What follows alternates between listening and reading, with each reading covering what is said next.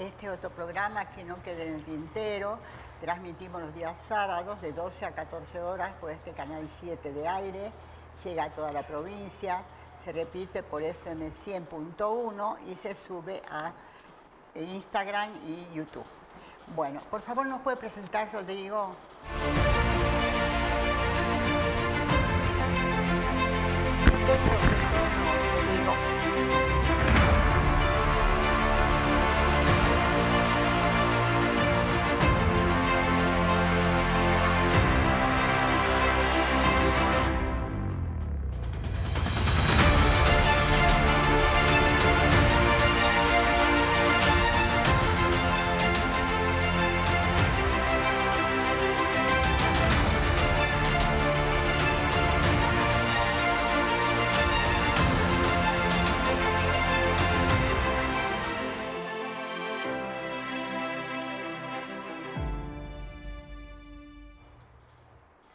Bueno, amigos, hoy es el Día de los Enamorados, así que feliz Día de los Enamorados. Creo que enamorados somos todos los que estamos, los que estuvimos. En la vida, yo creo que el fundamento de la vida es el amor. Pero yo quiero hacer una recomendación, mire. Hoy es el Día de los Regalos, los ramos de flores, los reconocimientos amorosos, los bombones, etcétera, etcétera. Pero que no sea el amor un pretexto para después dejar a los chicos en la calle, los hijos en la calle. Porque no se olviden que en muchos casos se los deja sin educación, sin vestimenta, sin comida, y eso yo creo que es un crimen. Y una persona adulta tiene que hacer sus cálculos y decir, yo puedo acercarme de un hijo, hacerme cargo de un hijo, de dos o de los que sea, pero hacerme cargo efectivamente.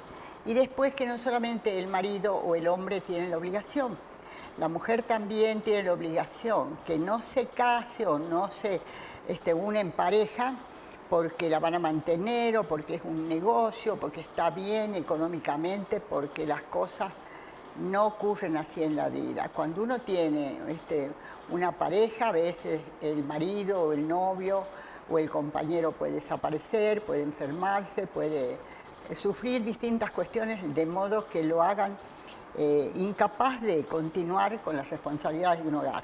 Entonces la mujer tiene que hacerse cargo. Si tiene hijos, ella es la que tiene que tomar a su cargo todo ese sostén. Así que, bueno, esas son mis palabras respecto al Día del Amor y también recordar que Cristina Kirchner hizo un programa que daba sustento económico a todas las chicas embarazadas. Hasta de 13 años ya recibían. En cuanto tenían la noticia de que estaban embarazadas, se les empezaba a pagar un subsidio. Y bueno, esto dio lugar a que nacieran muchos niños que las madres no habían querido, no habían programado y a las cuales no les interesaban los chicos. Así que los fueron dejando en los hospicios, en las guarderías, en los lugares estos del Estado, donde una enfermera se hace cargo de darle la mamadera en la mañana, después de cambiarlo 1 o 2 veces al día, y está el niño tirado en una cuna todos los días. Así que eso leí la otra vez, una reflexión y una referencia a todo esto que pasaba, y la soledad que vive ese niño y cómo crece. Así que nosotros somos responsables no solo de nuestra vida, sino teniendo la potestad de crearla de todo lo que venga después.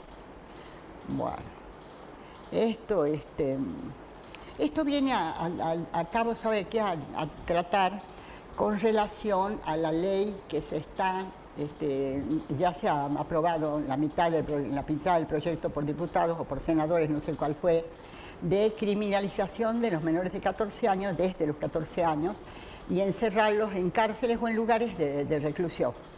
Bueno, yo opino que dictándose esta ley, el gobierno va a tener que hacer una clara referencia sobre sus políticas, porque no se puede dictar una ley de esta naturaleza sin decir qué él va a hacer con los niños, con los jóvenes. Hasta ahora el gobierno de la nación no ha enunciado ninguna política referente a sus programas en general para el país. Así que este es un buen momento para que él diga en qué lugares va a meter a esos chicos, de qué manera los va a rehabilitar, los va a educar y por qué no recibe esa afluencia de educación, de ayuda y todo lo demás antes de que su vida se convierta en un infierno por la pobreza y termine en una cárcel.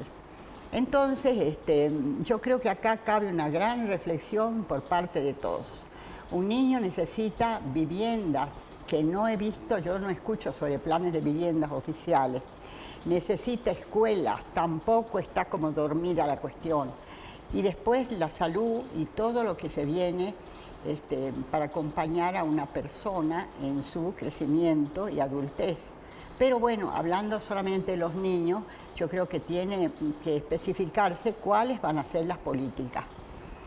Pichetto dijo algo que me pareció muy oportuno, que era que esta ley tenía que quedar en resguardo, vamos a decir, sin aplicarse hasta tanto no se erigieran o crearan los establecimientos a donde van a ir a parar esos chicos de 14 años. Porque en general en estos regímenes ellos no están en cárceles, sobre todo para adultos, eso no puede ser, y están en lugares que se crean con el fin de que ellos permanezcan ahí. Ahora, quiero referirme a algunas cuestiones que estuve viendo, ¿no es cierto? Sobre todo esto, que el Estado no puede permanecer indiferente del dictado de una ley de esta envergadura. Porque en un país en que se dicte una ley que incrimina con penas de prisión a menores desde los 14 años, se deben revisar las leyes que protegen y educan a los menores para evitar que los casos de menores de edad con encierro efectivo se lleven a cabo.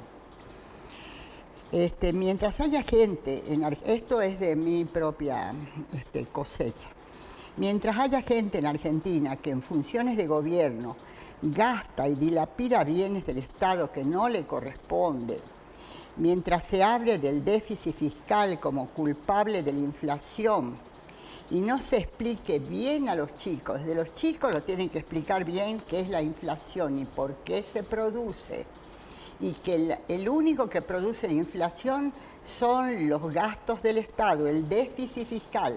Lo que llaman déficit fiscal viene a producir la inflación. ¿Qué es eso? Que unos gastan y los otros tienen que pagar. Nosotros tenemos que pagar, hacernos cargo de esas cuentas que gastan los funcionarios. Entonces, eso lo tienen que tener muy claro los chicos. Yo no sé por qué no se explica bien. El déficit viene a constituirse los viajes que hacen, las compañías que tienen y tienen que pagarlas. No se olviden de cuál es, bueno, no me acuerdo, la Insaurralde, que sus viajes en el yacht ese de lujo con la chica, que creo que tenía 7 roles de oro, no sé cuántas carteras y todo lo demás. Y miren lo que está pasando con el Chiquitapia. ¿Qué pasa? Que el Chiquitapia maneja prácticamente la billetera del país con todo ese dinero.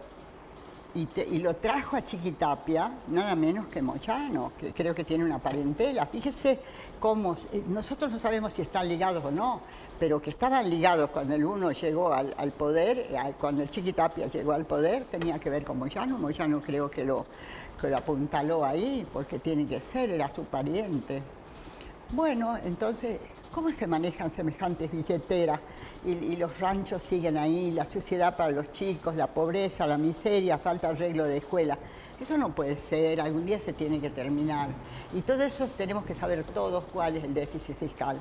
Es el gasto excesivo por el que gobierna, al cual no tiene derecho porque tiene que ajustarse a un presupuesto, y la pobreza que engendra, porque si nosotros vivimos permanentemente endeudados.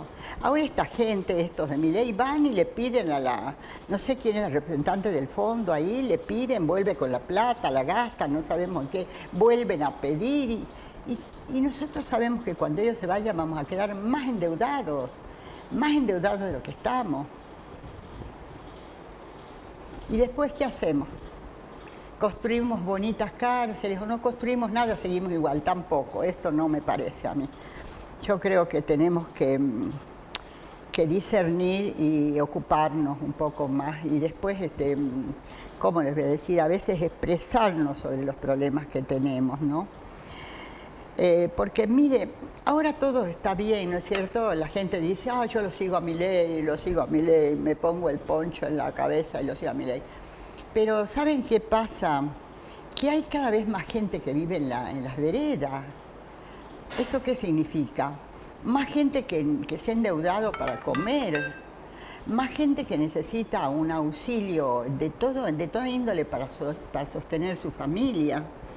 Entonces, ¿cómo es que pasan tantas cosas y nosotros no sabemos cuál es el origen?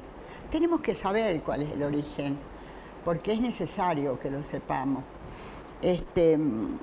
Yo les voy a decir algo que respecto a esto de lo que pasa, las cosas que se tramitan y no sabemos si se tramitan o no, ahora en este tiempo, por ejemplo, que se ven los presos estos de la alcaidía, los denunciados por denuncias falsas que van a parar a las comisarías, donde sea, ¿no? Y ¿saben qué es lo que ocurre? Uno dice, ¿cómo es posible que pasen estas cosas? Que son realmente como insolubles, no se pueden solucionar, y mientras siguen girando el trabajo de los jueces, los juzgados. Usted va a un juzgado y no lo pueden atender porque tienen trabajo, tienen expedientes, no sé qué calidad. Nosotros no nos consta de qué calidad son los expedientes que tienen, pero ellos dicen que tienen muchos expedientes y que por eso no pueden atender las causas y que, bueno, tenemos que esperar. ¿Qué tiempo? No sabemos. Ahí están los de la alcaldía. No sé. Yo no sé cómo. Pasó una vez. Fuimos a la cárcel los de Red Sol a hacer una entrevista en la vereda el día de la visita a los presos y estaban las familias. Entonces nosotros les dimos un pequeño cuestionario para que llenaran referido a cómo veían ellos la justicia de Salta. Y todos dijeron que eran lerdísimas, que realmente les traía muchos problemas. Más o menos todos se manifestaron sobre lo mismo. Entonces, cuando terminó eso, nosotros llevamos esos recortes de la gente con la firma y todo a la presidencia a la corte. Estaba el presidente Urtubey, el padre de la persona que fue gobernador. Y él dijo que se tenía que hacer una revisación inmediata en los juzgados para ver cuál era la cantidad de expedientes que tenían y qué grado tenían de vejez ahí dentro de los juzgados sin que se movieran.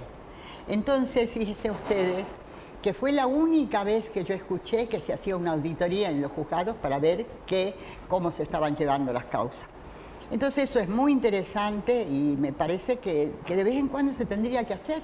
Porque ¿cómo es posible? Entra una persona, diciembre no lo cuento porque diciembre todo se amontona, y bueno, ya viene la fiesta, el niño Dios, la de fin de año, la del Día del Inocente, todas juntas vienen y claro, el personal de la justicia tiene que celebrar esa fiesta o tiene que llevarla a cabo, no sé cómo decirle, pero el preso está ahí metido, a veces no tiene que comer. A veces le están convidando a los compañeros algo para que sacie el hambre. Entonces, después viene la feria, un mes de feria. Después vienen los carnavales. Y bueno, están en carnavales ahora. Entonces, todo eso se dan cuenta que va golpeando a la gente. Va golpeando y va creando el clima que no queremos que se cree en la sociedad porque necesitamos más expectativas de que las cosas van a mejorar. Bueno, les voy a decir algo. Respecto a los menores, se dice que es distinto a las cárceles y los centros juveniles. Los centros juveniles son los lugares donde este menor tendría que ir a alojarse por el tiempo que el juez le dé de condena.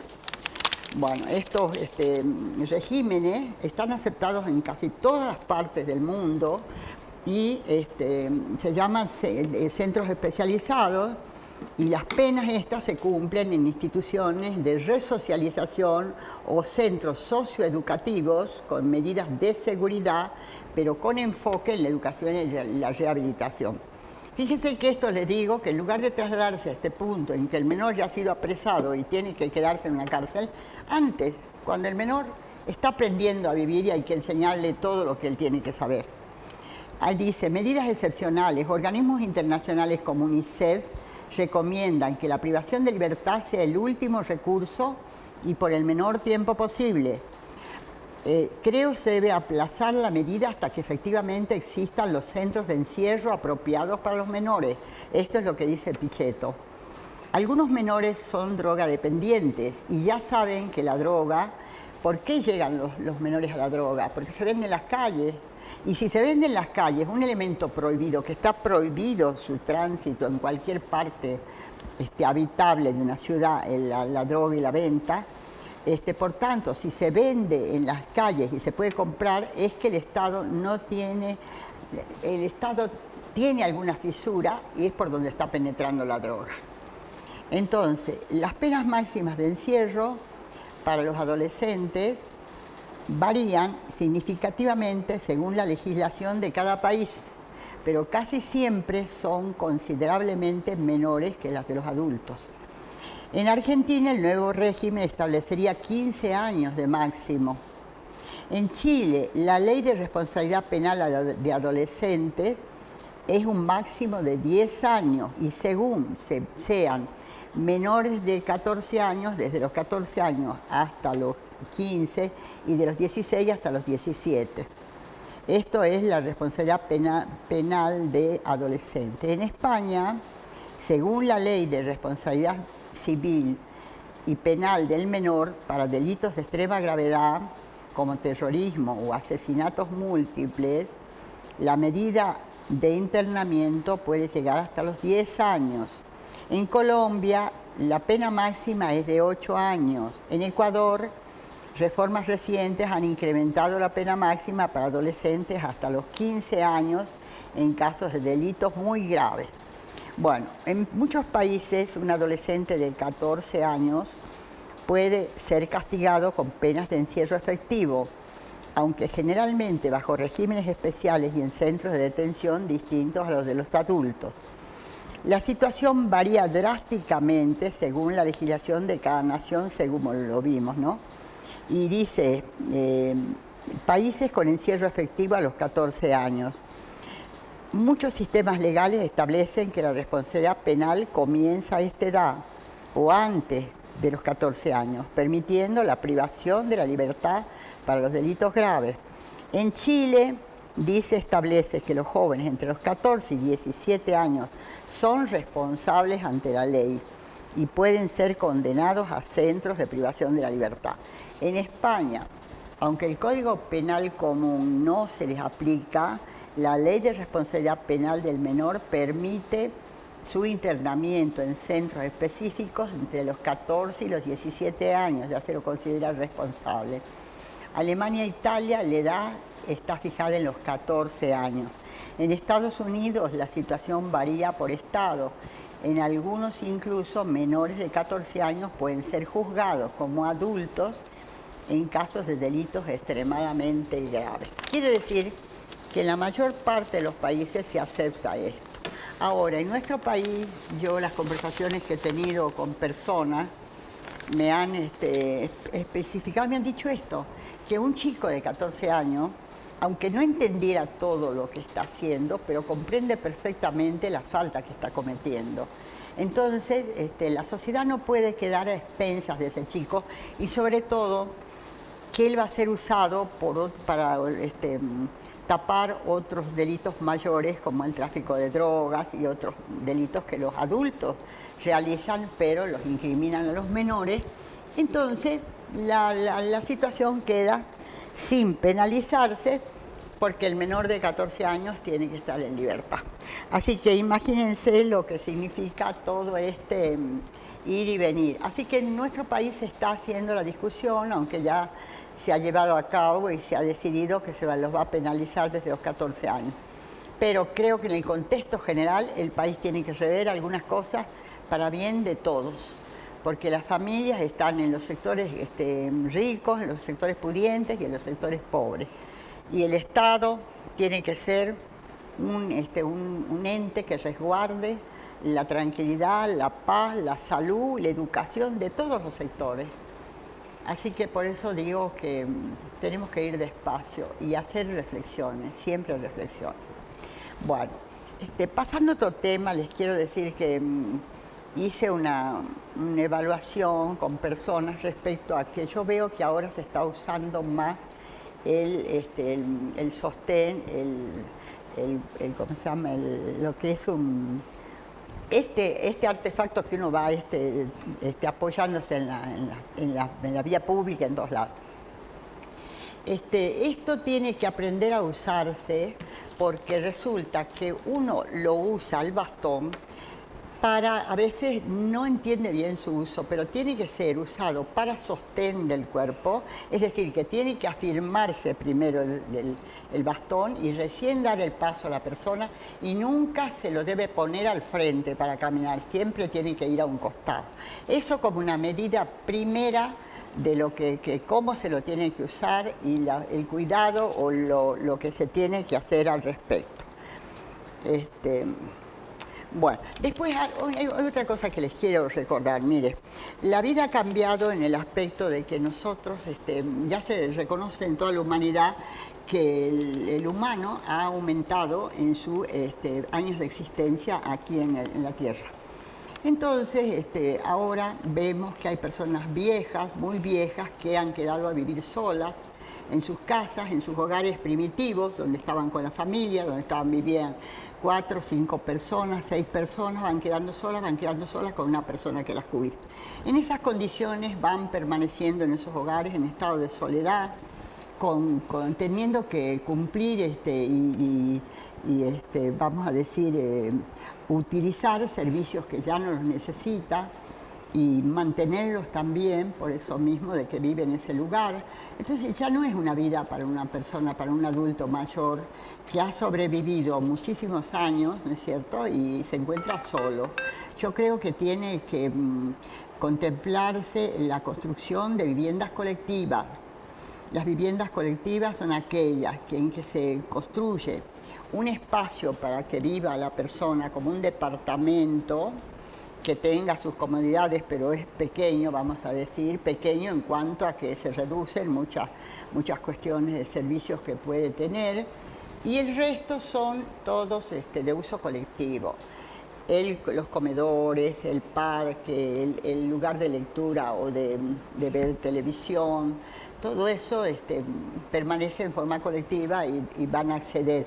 Pero ahí hay una cuestión favorable, que no está solo la persona mayor, está acompañada por otra gente, por otros seres que están en la misma situación de él, y son visitados o no, pero hay un clima más familiar.